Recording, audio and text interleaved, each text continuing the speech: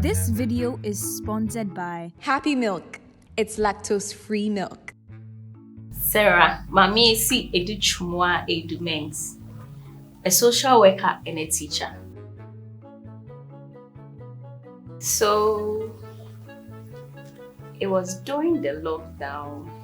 I was actually helping Hosby with some things at home. And then that morning, I drank Lipton. So going to take my bath, I vomited slightly and I was like, oh, I haven't eaten, so what's the vomit for? And I'm one person who have a very irregular cycle. So I wasn't, even if my menses is not in, I'm not so bothered. So at a point in time, I was like, I don't understand the vomit. So I had to do the pregnancy test at home. I did it several times, like I did it about 6 times. And I decided to keep it to myself for a while before I would break the news to Hosby.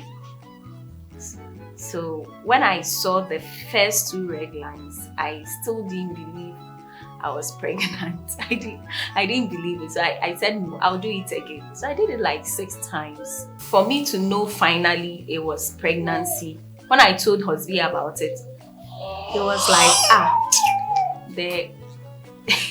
he was like, the pregnancy test kit maybe has expired or something. So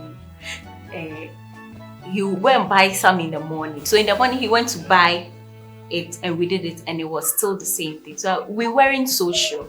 So when we went to the hospital, the doctor, I showed the test to the doctor and he was like, so what is it again? And I said, I want to confirm. So after the scan, the doctor told me that I'm pregnant and he smiled and said, well, you're pregnant, congratulations. And I just couldn't get off the fact that I was pregnant because I wasn't expecting anything. The moment I got to know, I don't know if it was some kind of magic or something. The moment I got to know I was pregnant, that was when my troubles started. I was vomiting continuously, non-stop. Anything I take, I have to vomit. Anything I take, I have to vomit. I'm one person, I like Milo very much, but I couldn't stand it. And then I became very weak. And I became very, very, very weak. And all that I was taking during my first 3 months was, initially I was taking Sprite and chilled water and ice because I couldn't even take anything. At a point I wasn't taking water too. So the Sprite and then the ice was what I was taking. Then I graduated to pepper and rice. So I'll have to eat pepper with anything, kenke, bangkun. I don't like fish, I don't like anything. So just the pepper and then any other thing that goes with it. That thing, I don't know how the mind understands it. The moment you get to know you're pregnant, everything about you changes. The vomiting, I think I vomited continuously for like 3 months before it subsided. Admission, at a point I was losing so much water that I had to go on admission for like a week, 2 weeks, and then I'll come back. The moment I lose water again, then I go back again. My husband has been very helpful. So when it starts like that, I am the type that I feel, even in that situation, I feel, oh, I can handle it. So during those times, he will be like, oh, mommy, my young phone call hospital, my young phone call the man, and to me, issue. And he was practically worried about me. But at a point when I couldn't, I'm like, I'll then we go to the hospital. So he was actually worried, but we weren't communicating enough with my mom or my grandma at that time. So it was something we could handle at that moment. Work, yes. No, it didn't. It didn't interfere because we were home. We weren't going to work at that moment. It was during the lockdown, so we weren't going to work, and it was okay for me because I wouldn't know how I would have done that.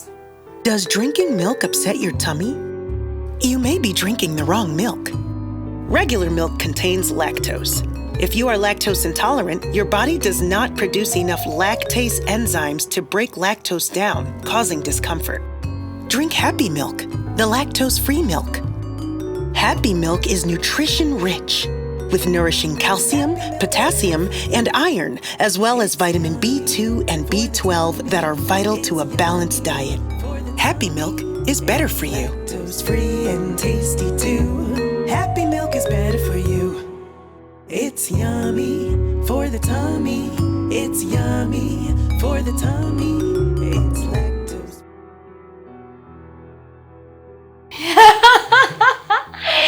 So before I get to the delivery, I was actually sick. I was falling sick constantly. Getting to the latter part of my pregnancy, I was falling sick constantly. And the hospital I was attending antenatal, they were taking me through. So at one point, I couldn't do anything. I couldn't sleep. I was actually in pains. My whole body was just paining me. And I went to the hospital. We went to the hospital the first time we were treated. I came home. And at a point, I realized I was having infection. So we came home and then I went back again. So the third time I went, the doctor made a comment that she's not the one supposed to take care of me. So she gave me so much infusion that my hand got swollen. And I was just crying because I don't know what to do. And at one point, I wasn't feeling my baby's kicks, his movement, nothing. So that evening when we came back home, I told my husband that I want us to change hospital. Then he was like, okay. So quickly we went to a different hospital which is closer. And then we met the doctor. The midwife there was very helpful. After I explained everything to her, she said, okay, I should go home and come back in an hour time. I came back and I met the gynae. They had to immediately check the baby's heartbeat, which was very bad. And it was, I think it was a Sunday. So they said they will monitor me till Monday. Then on a Monday, which was the election day, I was being prepared for cesarean section, and then the one midwife who was taking care of me said, oh, there was a abano. So she actually put me in her car. We went to the polling station. So immediately I got there, the midwife told them that, oh, she's in labor. So, and they were like, obi okowuna obeto abano. So even my facial expression wasn't showing that I'm going to give birth. So they had to just allow me to go and vote and then come back. And then they prepped me for CS the following day. So the how do you call it? The one that gives the anesthesia. Yes. He came to talk to me, including another midwife. They came having a conversation. We prayed, and then they told me that everything will be fine. By then, I have a big sister who was also by me. She was also pregnant at that time, but she was moving around with her belly and all that. So They prepped me, we went to the theater, gave me the injection. And then for a moment, I couldn't feel the lower part of me. I just couldn't feel anything. So whilst I was lying there, they were still talking to me. I could hear them talking to me and all that. And then within some few minutes, all I heard was a baby cry. Baby was crying. And I was like, oh, my baby. So, and they brought the baby. They said, do you know the gender of the baby? I said, yes. He said, what is it? I said, a boy. He said, okay. So they gave me, I felt his skin a bit, and then they took him away. Then all of a sudden, I just went off. I didn't hear anything again. I didn't see anything again. So the following morning, that moment is very beautiful. Having your baby, cuddling, and all that. Cuddling and all that. But it wasn't so easy. But thanks to my mom and my grandma, and then my husband's sister, they are last but one. Thanks to this, including my husband himself. So coming home, baby will sleep. During the day, he will sleep. Even if you wake him up, he won't wake up, he will sleep. Then in the night, when you want to sleep, that's when he will wake up and be looking into your eyes and would want you to carry him, play with him and all that. So what we were basically doing was, if grandma takes care of him during the day, whilst I have enough sleep and husband also have enough sleep, then in the night I go to bed and then husband takes over. So when I wake up, I come to take him and then he goes to bed. So whenever, so during the day whilst he's asleep, then I'll also be sleeping. Yeah. I can't go anywhere. I can't do anything. I just can't go anywhere without him because I don't have anyone around me who can help. Sometimes it's grandma who takes care of him if I want to go. If it's very, very important, I just give him. I figure out right now. I just give it to grandma and then I go wherever I want to go. And I'm the type of person, I like taking pictures a lot. I couldn't take my pictures anymore because I can't do what I used to do. So that is it. I just can't do what I used to do without him. Coffee.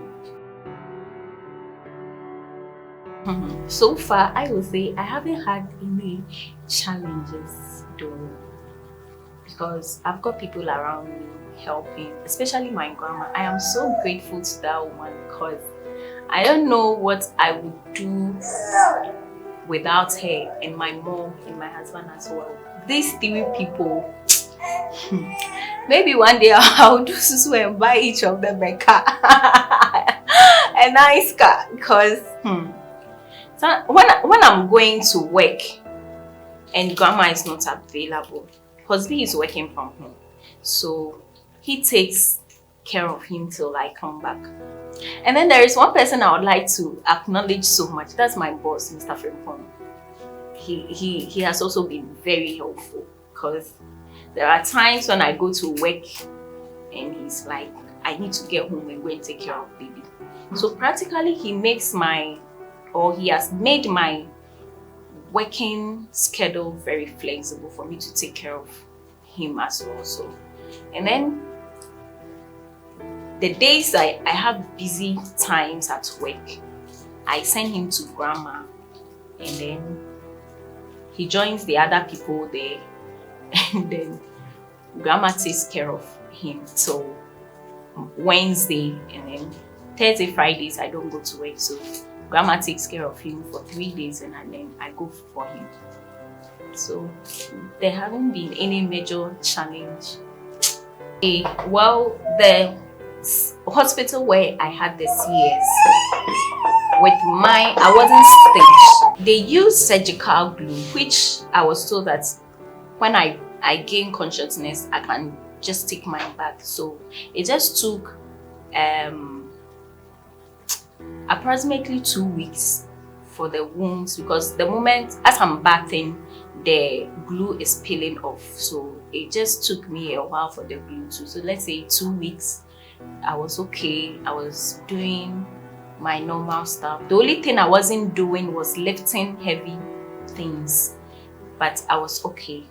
And with my body, I think I've gained a little weight compared to my normal self. But aside that, I am fine. Nothing has changed about me. I'm okay. I wish I knew that this pregnancy thing wasn't easy, and it takes so long for the baby to come. It takes very, very, very long for the baby to come. It takes so long. When they are in your tummy, it just takes so long for them to come. But aside that, everything is fine.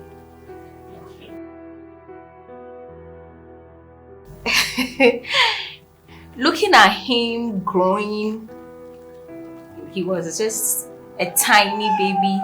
Looking at him growing, and then looking at him crawling around, picking stuff, and he wanting to come to me most of the time, and looking at him smiling.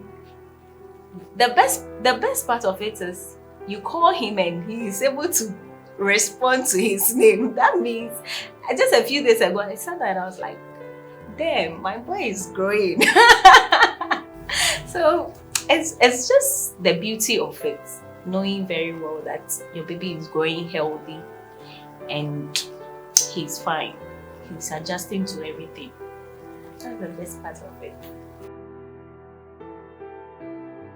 So what I want to say is, I'll say it to every woman that whether you are married or not, when you get pregnant or you find out that you are pregnant, abortion shouldn't be something you should think about. Though it's stressful, but it shouldn't be something you should think about. At the end of the day, you don't know, maybe that is the only child God might give you, or you don't know that's the only child you may have. And people who are hoping to have a baby, they should know that there are good hospitals they can attend, and then they'll have their baby. So there is still hope for everyone. This video Was brought to you by Happy Milk.